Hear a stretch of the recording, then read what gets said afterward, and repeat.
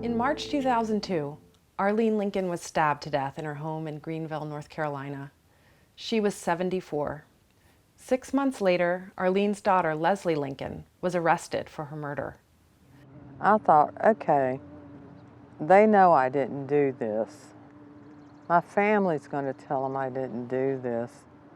So the next day we're going to go into the courtroom and my attorney's going to say, come on, Your Honor, she didn't do this.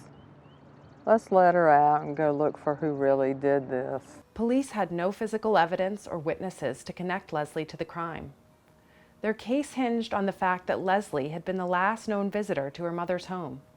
Even though they knew this wasn't unusual, Leslie lived nearby and visited her mother often. Despite the lack of evidence, Leslie was charged with first-degree murder, and the prosecutor announced he would seek the death penalty.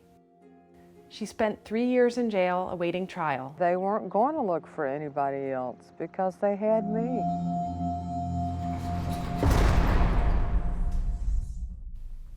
Police badgered Leslie to confess.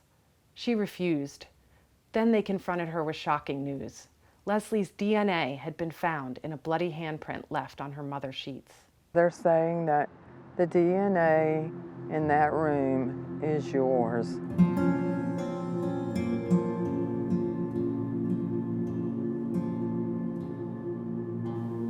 After Leslie's attorneys uncovered the DNA blender, the prosecutor took the death penalty off the table, but continued to press the case.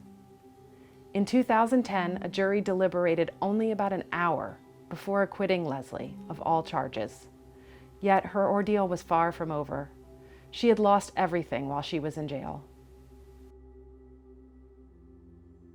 Before my mother was murdered, I was the administrator at an assisted living facility. I had just bought a new home. I had 3 horses, 2 dogs, a couple of cats, making $42,000 a year. When I was acquitted, I had nothing.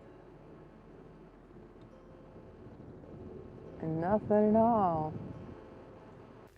Leslie is still struggling to rebuild her life. She has not found a steady job. She suffers from post-traumatic stress disorder, anxiety, depression. She was homeless for 2 years.